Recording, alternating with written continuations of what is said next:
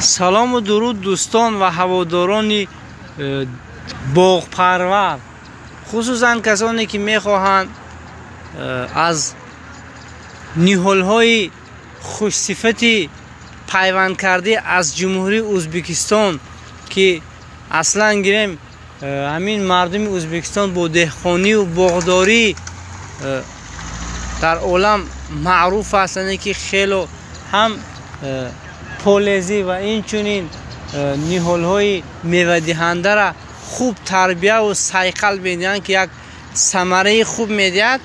برای شما در نزد بازار منطقه یکم چسکه دوستا، پگاه روز جمعه است، این شب بیگاه جمعه است دوستا. بابای عبدالغفار همین گویم تاچکه خود از دست نداده امسال نیهال‌های خوش صفت از قبیل سیب و نوک و شفتالو و زردالو و شاهتوت و خرماهای دهخانه جمهوری ازبکستان برآورده یارمارک اعلان کرده هستند دوستا در نزد همین بازار جمعه بازار. گویم کسانی که میخواید همین نمود امیدوار هستم که صفتاشون خوب هست، اومده خریداری میکنه. خدا خواهد یک سال نیم سال پس نیهال‌ها علاقه به ثمره میدارن و ببینید که اصول طرز نیهال‌ها رو نگاهداری کردن بابای عبدالغفار، یعنی که در زیر هر یک ریشه خاک بختگی هستند که تا اینکه همون نمی که دارد از همین خاک غذا گیرد و کسانی که نیهال‌ها رو میخرند با برای اوها یعنی که ثمره دهد، نه اینکه یک نیهال هر بازار فرگردانی با اخیر شینانی که نگیرد.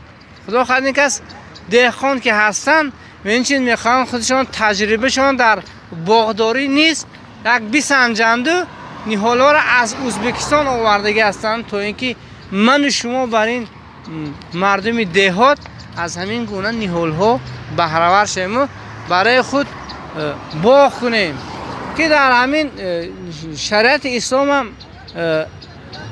مردم به نیهال شیناندن دعوت میکنند، میگن که اگرچه دانید که پگاه قیامت است نیهال شینید، زیرا از نیهال شیناندن انشاءالله یگان خیلی ضررش نیست. پگاه اگر همین حاصل کند بگذار دوز خورد، یک حیوانات خورد یا خودتان خورد یا هر کسی که میخورد، خدا خواهد ثوابش به شخصی شیناننده همین نیهال میرسد. یک گپ خیلی درازا کشیدیم و برای شما نیهال‌های اعلی صفت از جمهوری ازبکستان آورده هستیم. البته رسم‌هاشون نیست برای شما که در این گویم مثل مردم استرافشان گذاریم دوستو. اینا من خلاصه سخن به همین فروشنده یا که به همین دهقان اصیل بابای عبدالغفار میدم یک دو سخن میکنن، با خدا خواهد سخن خاتمه میبخشیم. السلام علیکم تمام دهقان جمهوری.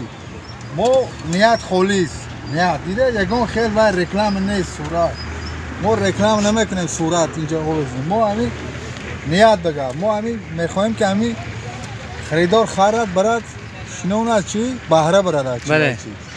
این نیهالا خدا خواهد نرخاشون چندی اینا رو از کدام منطقه ازبکستان آورده؟ نه از منطقه وادی فرغانه اومدید.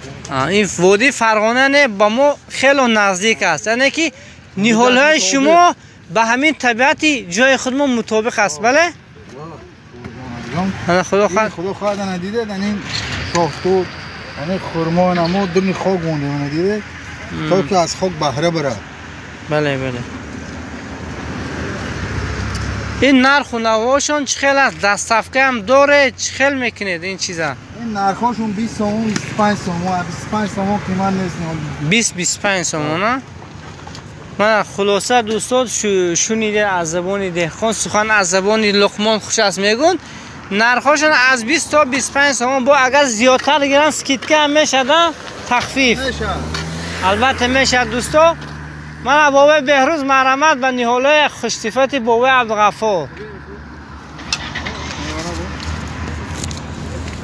اینجا خوبه سر کروزونه تلفن ها رو گرد زنید و خداحافظی میکنیم. 92 755 92 755 34 60 میتونه دوستو زنگ زنید خریداری کنید. خصوصا مردم منطقه یکمش است که این از وادی فرغانه آوردگی بودن که با همین طبیعت دیار ما مسجای گلگون شکوف مطابقت میکنه. اما خریداری که خدا خواهد ضرر نمیکنه از دهخانه ازبکستان آوردگی بوده است. خیلی باقی سربلند و خانه آباد باشد.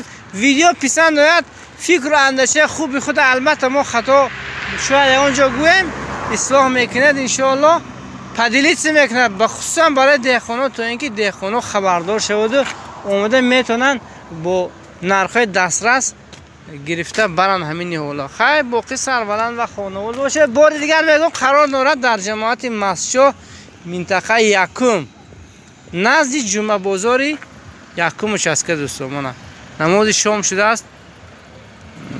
خیلی سری برق گفتیم که همین با ور رکلام کنیم خدا خواهد دستگیری میکنه دوستان. دستگیری هیچگاه فراموش نکنید. دستگیری شما پیشروی برای هم دهخان و هم برای کانال ما. باقی سربلند و خانه آباد باشید. الهام همیشه باغاتون سرسبز و خرم باشد و پر از بار باشد، یعنی که پر از میوه‌جات باشد. دسترخوان ده خانه را با همین گونه میوه خوش لذت آرا و تارا دیدید. باقی سربلند و خانه آباد باشید. یک جهان تشکر.